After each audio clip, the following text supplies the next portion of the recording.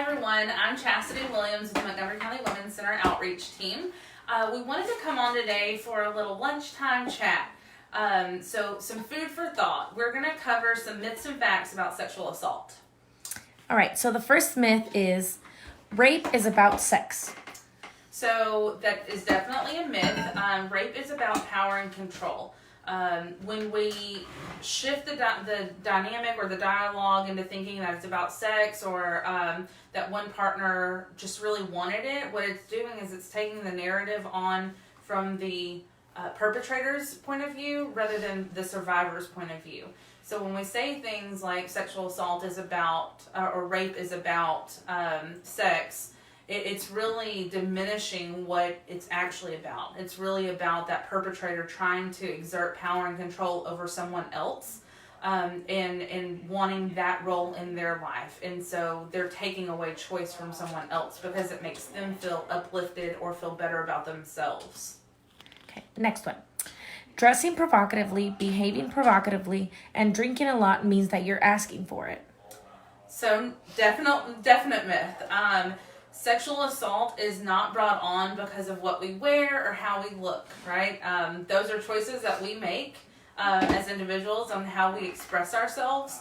Again, it's about power and control. It has nothing to do with what we wear.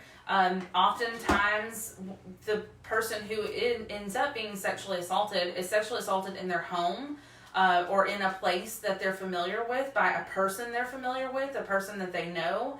And there are a lot of different exhibits or examples of clothing line projects where we can see outfits that people were sexually assaulted in.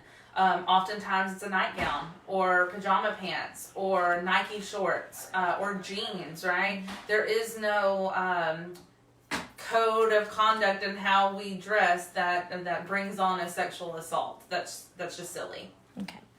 Next one. A lot of people lie about getting raped.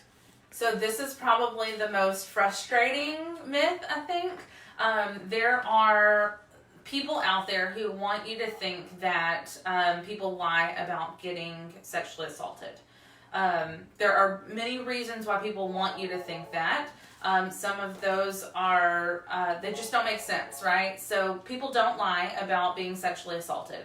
What we know that statistically speaking, less than 2% of people lie about being sexually assaulted. And of that, oftentimes it's not directly about the sexual assault that they have, they've forged pieces of the story about, right? The sexual assault did occur, but other pieces of the story maybe didn't line up correctly. So we know that it's less than 2%, which is the same as any other crime.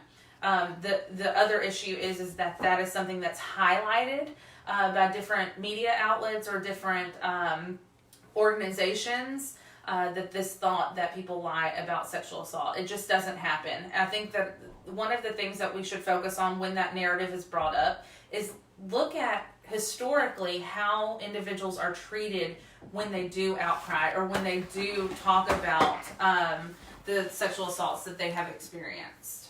All right. And the next one, men can't be victims of sexual assault. So again, definite myth that is really frustrating, not only to advocates, but especially to survivors. Men can absolutely be victims of sexual assault. All right, and last one. Sexual assaults happen in dark alleys by complete strangers. Yes, so huge myth, right? What we do know is that statistically speaking, when a sexual assault occurs, it is most likely going to be somebody that you know, you've either been introduced to, is a family member or a friend or a family acquaintance.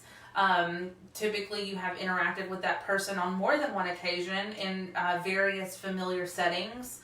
And that the stranger rape myth, it's out there, right? And it does happen. That's not to diminish what does happen to some individuals, but it is not, statistically speaking, it is not that likely to happen. It is far more likely that you'll be sexually assaulted by someone you know. Right. So that was it for all the myths versus facts. Awesome. So I hope that this taught you something.